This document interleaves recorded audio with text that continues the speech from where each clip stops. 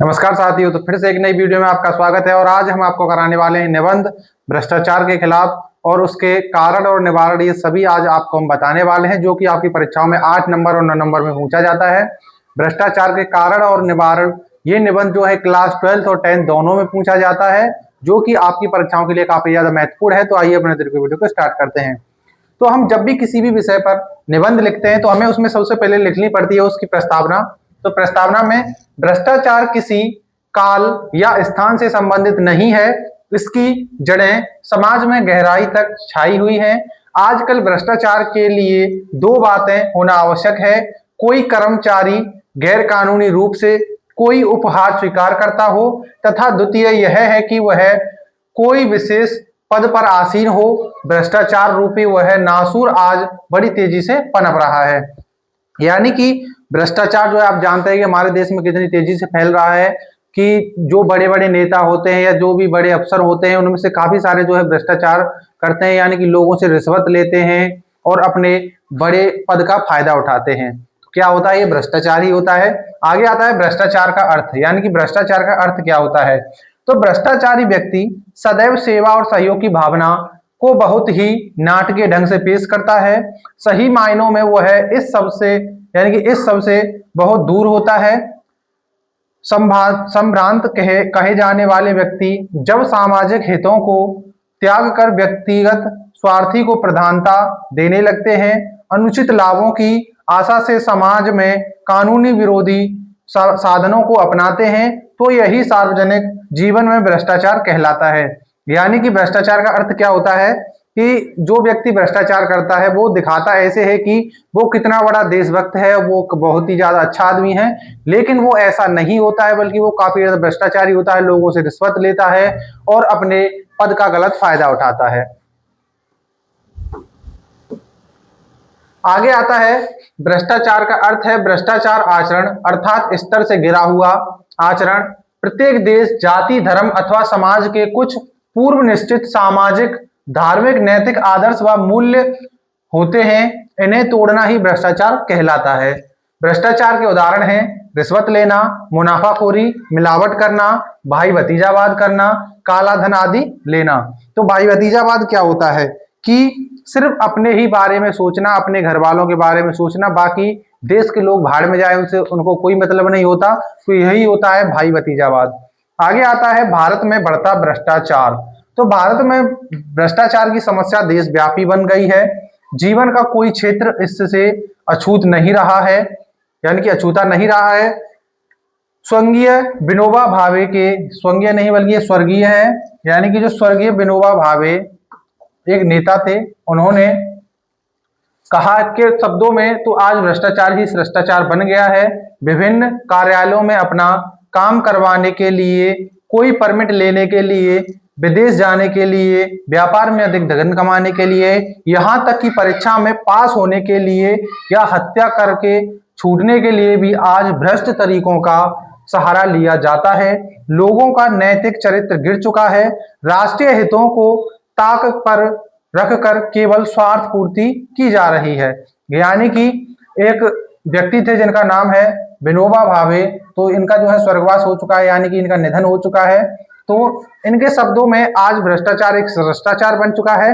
कैसे कि जो विभिन्न कार्यालयों में कोई व्यक्ति अपना काम करवाता है, उन्हें पैसे देता है, यानी कि जो वहां का अधिकारी होता है, अफसर होता है, तो पैसे लेता है काम करने का, ये भी भ्रष्टाचार है। कोई परमिट लेने के लिए भी ये भी भ्रष्टाचार है। विदेश जाने के लिए कोई, जैसे कि आपका वीजा और पासपोर्ट आपने नहीं बनवाया और आपको विदेश भेज दिया, ये भी एक भ्रष्टाचार है। व्यापार में अधिक धन कमाने के लिए, यानी कि उसमें जो है मिलावट करते हैं। यहां तक कि परीक्षा में पास होने के लिए पैसे दिए जाते हैं। हत्या करके छूटने के लिए आज भ्रष्ट तरीकों का सहारा लिया जाता है, यानी कि किसी की भी हत्या करके और पैसे देकर जेल से वापस छूटना भी एक भ्रष्टाचार ही कहलाता है। लोगों का नैतिक चरित्र गिर चुका है। राष्ट्रीय हितों को ताक पर रखकर केवल स्वार्थ पूर्ति की जा रही है, यानी कि लोग जो है राष्ट्रीय हित को भूल चुके हैं और सिर्फ अपने ही हित के बारे में सोचते हैं। उन्हें देश के लोगों से कोई मतलब नहीं है, अपने देश से कोई मतलब नहीं है, हमारा देश आगे कैसे बढ़े इससे उन्हें कोई मतलब नहीं। उन्हें मतलब है तो सिर्फ अपने आप से, अपने परिवार से, और उन्हें किसी से मतलब नहीं है। तो यही जो है भ्रष्टाचार का कारण बनता जा रहा है। आगे आता है भ्रष्टाचार के कारण, यानी कि भ्रष्टाचार के कारण कौन कौन से हैं।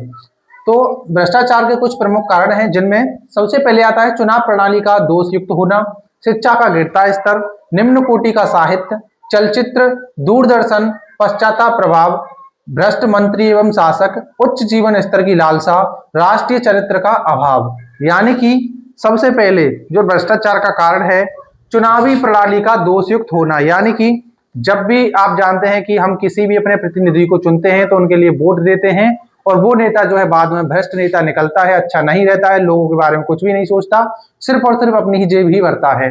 तो ये जो है यानी कि चुनाव युक्त जो प्रणाली है वो भी उसकी, ये भी जो है एक भ्रष्टाचार का कारण है। आगे आता है शिक्षा का गिरता स्तर। आप जानते हैं कि आज के टाइम पर भारत में जो सबसे पढ़ा लिखा राज्य है वो है केरल, जिसमें 95% लोग पढ़े लिखे हुए हैं। बाकी आप जानते हैं कि भारत के कई राज्य ऐसे हैं जिनमें आज भी शिक्षा का स्तर काफी ज्यादा गिरता जा रहा है, और आज के टाइम पर जो है शिक्षा का स्तर जो है काफी ज्यादा गिर चुका है। यूपी में लगभग 50,000 से ज्यादा सरकारी स्कूल भी बंद हो चुके हैं, ये आपको नहीं पता है। लेकिन ये आपको याद रखना है कि कुछ सरकारें ऐसी भी आती हैं जो कि शिक्षा पर कोई ध्यान नहीं देती हैं, बल्कि लोगों को जाति धर्म के नाम पर लड़वाती हैं। तो ये भी एक भ्रष्टाचार का कारण बनता जा रहा है। आगे आता है निम्न कोटि का साहित्य, चलचित्र, यानी कि कुछ ऐसे गंदे वीडियोस आते हैं जिन्हें देखकर लोगों का जो है भ्रष्टाचार बढ़ता जाता है। दूरदर्शन, पश्चाताप प्रभाव, भ्रष्ट मंत्री एवं शासक। आप जानते हैं भ्रष्ट मंत्री कौन होते हैं? जिन्हें हम वोट देकर अपना प्रतिनिधि चुनते हैं, लेकिन वही भ्रष्ट होते हैं, लोगों से रिश्वत लेते हैं उन्हें काम करवाने के लिए। आगे आता है उच्च जीवन स्तर की लालसा, यानी कि आज के टाइम पर कुछ लोग जो है लग्जरी लाइफ स्टाइल जीना चाहते हैं। ये भी जो है भ्रष्टाचार का कारण बनता है, क्योंकि लग्जरी लाइफ स्टाइल जीने के लिए काफी सारा पैसा चाहिए, और इसीलिए वो जो है भ्रष्टाचार करते हैं। आगे आता है राष्ट्रीय चरित्र का अभाव, यानी कि लोगों में जो है काफी ज्यादा देश प्रेम नहीं रहा है। अब उनके मन से जो है देश प्रेम निकलता जा रहा है, लेकिन आज भी कुछ लोग ऐसे हैं जो अच्छे हैं, और कुछ लोग ज्यादातर दिखावा करते हैं। आगे आता है भ्रष्टाचार को दूर करने के उपाय। तो भ्रष्टाचार को दूर करने के कुछ उपाय भी हैं, जिनमें सबसे पहले आता है उच्च शिक्षा का प्रचार। यानी कि भारत में भ्रष्टाचार सबसे अधिक शिक्षित वर्ग में है, अतः सबसे पहले शिक्षित वर्ग के नैतिक स्तर को ऊंचा उठाया जाना चाहिए। बालकों को नैतिक व आध्यात्मिक शिक्षा के साथ साथ धार्मिक शिक्षा भी अवश्य दी जानी चाहिए। यानी कि जो हमारे धार्मिक ग्रंथ होते हैं उनमें जो जो अच्छी अच्छी बातें होती हैं वो भी जो है हमारे जो लोग होते हैं उनको सिखाने चाहिए, उन्हें बच्चों को शुरू से ही सिखाना चाहिए, और शिक्षा का स्तर जो है बढ़ाना चाहिए। आगे आता है समाज कल्याण संस्थाओं की स्थापना। तो भ्रष्टाचार को रोकने के लिए समाज कल्याण संस्थाएं सहयोगी सिद्ध हो सकती हैं, अतः आवश्यकता इस बात की है कि प्रत्येक नगर व गांव में ये संस्थाएं स्थापित की जाएं। यानी कि कुछ ऐसी संस्थाएं होती हैं जो कि समाज कल्याण संस्थाएं होती हैं, जो लोगों के हितों के बारे में सोचती हैं, जो कि भ्रष्टाचार को कम कर सकती हैं।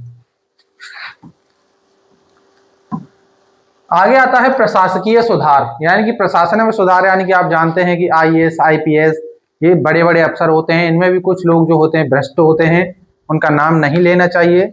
तो आगे आता है इसी में प्रशासन में व्याप्त भ्रष्टाचार को समाप्त करना आवश्यक है। जो व्यक्ति रिश्वत लेते हैं उन्हें तुरंत नौकरी से हटाना चाहिए। प्रशासन में व्यापक भ्रष्टाचार को दूर करने के लिए कर्मचारियों को पर्याप्त वेतन देना चाहिए। राजनीतिक नेताओं के नैतिक स्तर को ऊंचा उठाना चाहिए। भ्रष्ट राजनेताओं के द्वारा भी कई प्रकार के भ्रष्टाचार होते हैं। मतदान में तो अनेक भ्रष्ट तरीके अपनाए जाते हैं। जो व्यक्ति चुनाव जीतकर सत्ता में आ जाते हैं वे चुनाव प्रचार में व्यय की गई राशि अनुचित साधनों से वसूलने का प्रयास करते हैं। इस प्रकार अपने लाभों को देखते हुए लोग दल भी बदल लेते हैं। अतः सरकार द्वारा इस प्रकार के कानून बनाए जाएं कि नेता दल ना बदल सकें, और प्रत्येक नेता सच्चा, ईमानदार, कर्तव्यनिष्ठ और जनता का हित चाहने वाला हो। तो ये जो है क्या है, भ्रष्टाचार को दूर करने के उपाय, जिनमें प्रशासकीय सुधार, यानी कि हमें जो है अपने प्रशासन में सुधार करना चाहिए। आगे आता है राजनीतिक नेताओं के नैतिक स्तर को ऊंचा उठाना चाहिए, यानी कि जो राजनीतिक नेता होते हैं उनके स्तर को ऊंचा उठाना चाहिए। कैसे? तो भ्रष्टाचार नेताओं के द्वारा भी कई प्रकार के भ्रष्टाचार से होता है। जैसे कि अगर कोई व्यक्ति, आप जानते हैं कि कुछ लोग वोट देकर पैसे देकर वोट लेते हैं, तो वो क्या करते हैं कि उस खर्च को वसूलने के लिए अलग अलग तरीके अपनाते हैं, और वो जो है भ्रष्टाचार करते हैं। आगे आता है इसी में कि और कुछ ऐसे कानून बनाने चाहिए, क्योंकि आप जानते हैं कुछ नेता ऐसे होते हैं जो कि अपना दल बदल करते हैं, यानी कि कभी इस दल में, यानी कि कभी इस पार्टी में, कभी उस पार्टी में दल बदल करते रहते हैं अपने फायदे के लिए। तो ये भी कानून बनना चाहिए ताकि लोग दल बदल ना कर सकें, और प्रत्येक नेता जो है सच्चा, ईमानदार और अपना कर्तव्यनिष्ठ होना चाहिए। आगे आता है पुलिस विभाग में सुधार, यानी कि पुलिस विभाग में व्याप्त भ्रष्टाचार को समाप्त करने के लिए आवश्यक है कि शिक्षित व्यक्तियों को पुलिस सेवाओं में जाने के लिए प्रेरित करना चाहिए। उन्हें इस प्रकार की शिक्षा देनी चाहिए कि उनका कार्य जनता की भलाई के लिए कार्य करना है। तो आप जानते हैं कि आज के टाइम पर अगर हमारे देश में सबसे ज्यादा भ्रष्टाचार किसी भी नौकरी में हो रहा है तो वो पुलिस की नौकरी में हो रहा है। आप जानते हैं कि सबसे ज्यादा अगर देश को चलाने वाले हैं तो ये पुलिस वाले ही होते हैं, लेकिन यही जो है भ्रष्ट होते जा रहे हैं। तो इन्हें भी जो है, इनमें भी सुधार करना चाहिए। आगे आता है दंड व्यवस्था में सुधार। तो भ्रष्टाचार को दूर करने के लिए आवश्यक है कि दंड व्यवस्था में सुधार किया जाए। जो सरकारी कर्मचारी भ्रष्टाचार में लिप्त पाए जाए उनका स्थानांतरण करने के स्थान पर नौकरी से निकाल दिया जाना चाहिए और कड़ी कार्रवाई की जानी चाहिए। ऐसा करने से ही व्यक्तियों में भ्रष्टाचार के प्रति भय उत्पन्न होगा और वे गलत कार्यों से दूर रहेंगे। तो अब यानी कि हमें क्या करना चाहिए, दंड व्यवस्था में सुधार करना चाहिए, यानी कि जो भी नेता या फिर कोई भी बड़ा अधिकारी, आईएएस हो, आईपीएस हो, या फिर कोई सब इंस्पेक्टर हो, दरोगा हो, कोई भी हो, अगर ये कोई भी रिश्वत लेता है या कोई गलत कार्य करता है तो उनका ट्रांसफर करने की जगह उन्हें जो है नौकरी से ही निकाल दिया जाए, ताकि वो जो है ऐसा गलत काम करने की ना सोचें और लोगों में भी इसका भय घुसा रहे, ताकि वो भी जो है भ्रष्टाचार करने की ना सोचें। अब जो लास्ट पॉइंट आता है आपका इसमें उपसंहार, तो ये आपको जरूर लिखना होता है, तभी आपको पूरे नंबर मिलते हैं। तो भ्रष्टाचार देश की सबसे गंभीर समस्या है। देश के अस्तित्व के लिए यह सबसे बड़ी चुनौती है। अपने देश की रक्षा, प्रगति व राष्ट्रीय मूल्यों को बचाए रखने के लिए इस समस्या का युद्ध स्तर पर समाधान आवश्यक है। तो यानी कि ये उपसंहार आपको जरूर लिखना होता है और तभी आपको पूरे नंबर मिलते हैं। और ये आपका भ्रष्टाचार के कारण एवं निवारण जो निबंध है आपका यही समाप्त हो चुका है। उम्मीद है आपको ये अच्छे से समझ में आया होगा। अगर आपको समझ में आया हो तो प्लीज वीडियो को लाइक कर देना। आप इस चैनल पर नए हो तो चैनल को जरूर सब्सक्राइब कर लेना। मिलते हैं अगली वीडियो में, तब तक के लिए जय हिंद, वंदे मातरम।